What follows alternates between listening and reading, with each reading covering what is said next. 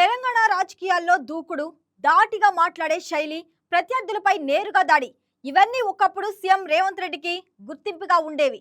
కానీ ఈ మధ్య ఆయన మాటల్లో, వైఖరిలో, రాజకీయ వ్యూహాల్లో స్పష్టమైన మార్పు కనిపిస్తుంది. గతంలో ప్రత్యర్థి నేతలపై ఘాటుగా విమర్శలతో రెచ్చిపోయే రేవంత్ ఇటీవల కాస్త ఆచితూచి మాట్లాడుతున్నారు. ఒకానొక సమయంలో అసభ్య పదజాలంతో కూడా ప్రతిపక్ష నేతలపై విరుచుకుపడ్డ రేవంత్ ఇప్పుడు హుందాగా ప్రవర్తిస్తున్నారు. మరి ఈ మార్పు కేవలం వ్యక్తిగత శైలిలో మార్పా, లేక తెలంగాణ రాజకీయాల భవిష్యత్తును ప్రభావితం చేసే పరిణామమా అన్నది ఆసక్తికరంగా మారింది.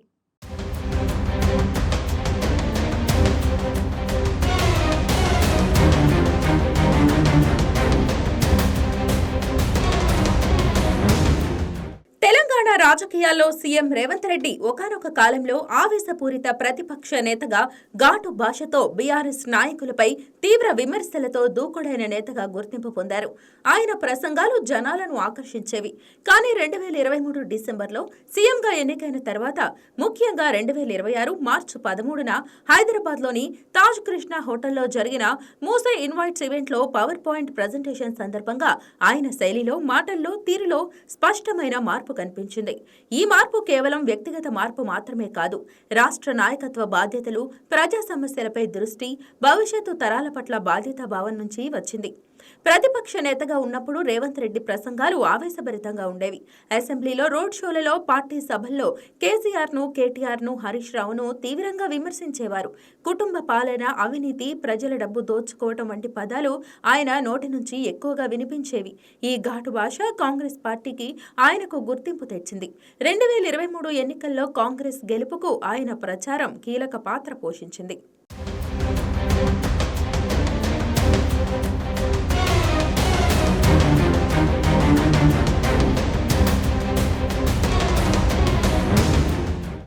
ఇటీవల ఆయన మాటలు మారాయి. మార్చి 13, 2026న మూసే ఇన్వైట్స్ ఈవెంట్లో ఆయన స్వయంగా ఇలా అన్నారు: పొలిటికల్ ప్లాట్ఫామ్ పై తాను అగ్రెసివ్ స్పీకర్ని అని, ప్రజలు తనను ఒకే ముఖంతో చూస్తున్నారని, కానీ ఇప్పుడు తనలో మరో కోణాన్ని చూపించాలని అనుకుంటున్నట్లు చెప్పారు.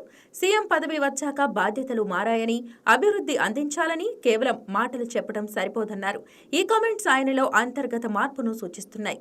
సీఎం పదవి హుందాతనం, 5 కోట్ల మంది ప్రజల ఆకాంక్షలు, రాష్ట్ర భవిష్యత్తు పట్ల బాధ్యత ఆయన శైలిని మార్చాయి.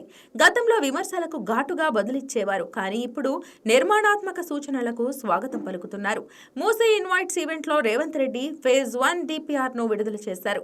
Musi river front development corporation limited MD ఈవి నరసింహారెడ్డి ప్రెజెంటేషన్ ఇచ్చిన తర్వాత సీఎం స్వయంగా పవర్ పాయింట్ ప్రెజెంటేషన్ ఇచ్చారు. ఈ ప్రెజెంటేషన్లో ఆయన లండన్, సింగపూర్, అహ్మదాబాద్ వంటి ప్రాంతాలను సందర్శించి అధ్యయనం చేసిన విషయాలు వివరించారు.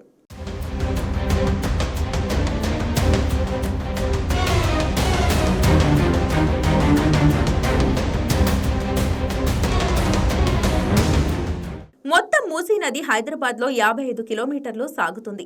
ప్రపంచంలోనే అతిపెద్ద అర్బన్ ఎంబాంక్మెంట్ ప్రాజెక్టుగా రూపొందించాలని లక్ష్యం.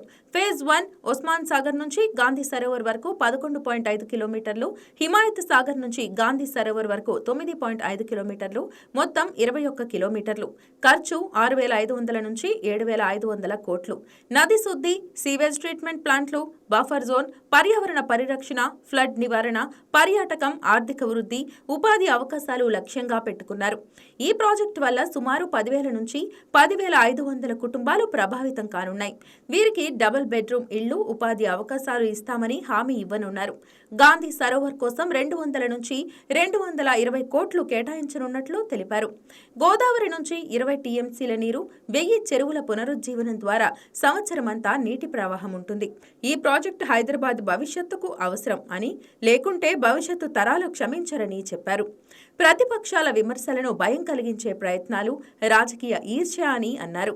అసెంబ్లీలో రిజల్యూషన్ పాస్ చేసి వ్యతిరేకిస్తే ప్రాజెక్టును స్క్రాప్ చేస్తా అని సవాలు విసిరారు. పేదలను శత్రువులుగా చేసుకుంటే తనకేం లాభమని ప్రశ్నించారు.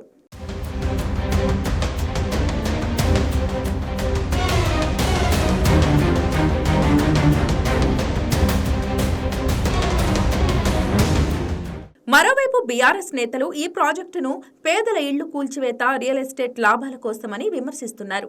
గాంధీ విగ్రహం ఏర్పాటుకు 500 కోట్లు ఖర్చు చేస్తున్నట్లు తప్పుడు సమాచారం ప్రచారం చేశారని రేవంత్ ఆరోపించారు. బీజేపీ కూడా ఇలాంటి విమర్శలు చేస్తోందన్నారు. అయితే మునుపటిలా రేవంత్ దూకుడుగా మాట్లాడలేదు. ఆవేశపడకుండా స్పందించారు.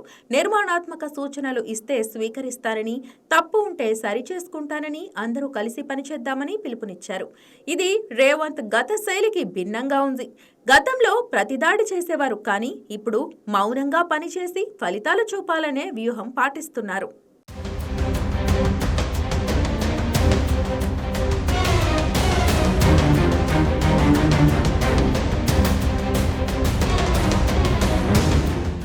రేవంత్ ఇదే తీరుని కొనసాగిస్తే రాజకీయ వాతావరణం చల్లబడుతుంది. ఘాటు భాష తగ్గితే ప్రతిపక్షాల నుంచి కూడా విమర్శల స్థాయి తగ్గుతుంది. ఆరోగ్యకర చర్చలు వస్తాయి. అభివృద్ధి కేంద్రీకృత రాజకీయాలు వ్యక్తిగత దూషణల బదులు ప్రజా సమస్యలపై దృష్టి పెట్టే అవకాశం పెరుగుతుంది. నాయకత్వ గుర్తింపు, రేవంత్ రెడ్డి అభివృద్ధి, ముఖ్యమంత్రిగా గుర్తింపు పొందవచ్చు. ప్రజల నమ్మకం, పేదలకు ఇళ్లు, ఉపాధి హామీలు ఇవ్వడం ద్వారా సామాజిక న్యాయం చూపిస్తున్నారు. మూసీ ప్రాజెక్ట్ విజయవంతమైతే హైదరాబాద్ గ్లోబల్ సిటీగా మారుతుంది. ఫ్లడ్స్ తగ్గుతాయి, పర్యావరణం మెరుగవుతుంది, టూరిజం పెరుగుతుంది, ఉద్యోగాలు వస్తాయి. రేవంత్ రెడ్డి ఈ మార్పును కొనసాగిస్తే తెలంగాణ రాజకీయాలు కొత్త దిశగా సాగుతాయి. Please subscribe to YK TV Network. Please subscribe to YK TV. Please watch YK News.